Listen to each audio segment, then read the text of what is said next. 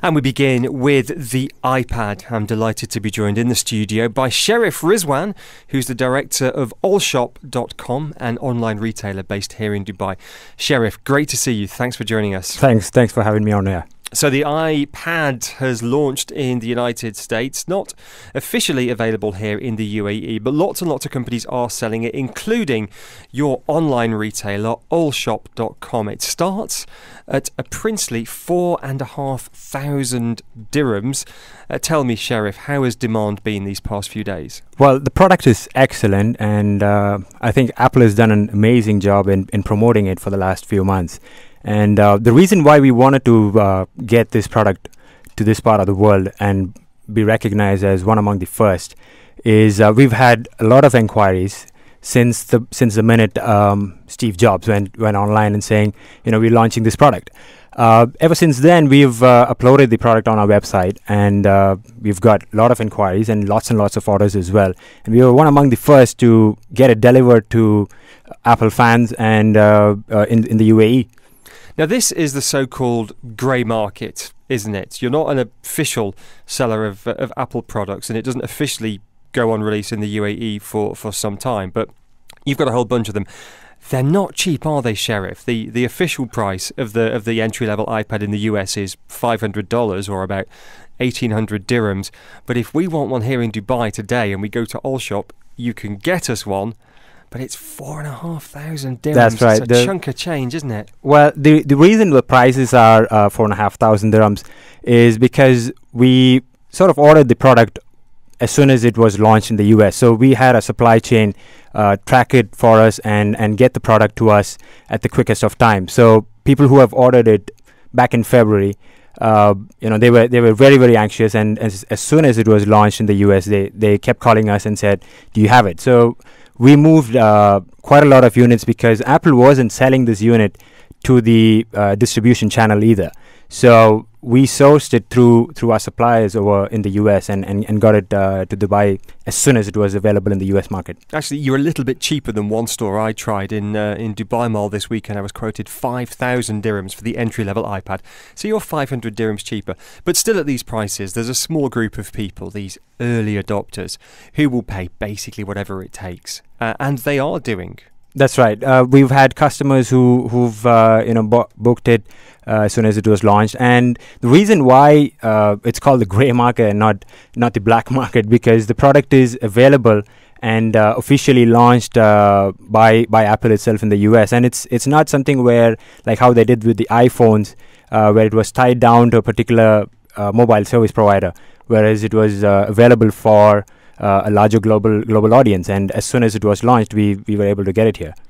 And it's called the grey market, not the black market, because it's not illegal, but then it's not strictly legal necessarily, is it? There is an official distributor of Apple products, and as we know, major international companies have a monopoly distributor in the UAE, and you are not it. So how does that work? Well, see, the product has a lot of demand, and like how Apple always has this huge following of people who want to just simply get their hands on the product as soon as it's launched, and they sort of get disappointed when Apple announces it, saying it's only available in a selected few countries. But there is still a lot of demand. So if probably they're trying to launch their next product on a global level, and that's when things could work a lot better for the customers as well. So that's our focus point. Our focus point is to make sure that we are able to satisfy customers' requirements, and as soon as they're launched internationally, they have a feeling that ALSHOP.com is gonna get the product to them as soon as it's available in any part of the world. Let's talk a bit more broadly about this business. Online retailing, Sheriff, as you know, has never really caught on in this part of the world. We love our shopping malls. We don't really have addresses. People are nervous about online payment with credit cards. All these things that you know very, very well. And yet you're still going 3 years after you were founded. Are people shopping online? How many people are shopping online? Well, we have a lot of inquiries coming in from Dubai, from Abu Dhabi, from Sharjah, and so on. Now, most of the customers who shop with us are people who have a busy schedule and they want to shop, but unfortunately, they don't find the time. But since we are able to get the products right at their doorstep and they're able to pay for it, at their doorstep and swipe even their credit card at their doorstep in front of their eyes, it sort of changes the whole perspective of how online shopping is viewed upon in this part of the world. And that is something which we took a lot of care in putting together as a business process itself, and said, how do we make sure customers are getting their products, one, and they're not spending much time and efforts in going and looking for the best bargain as well.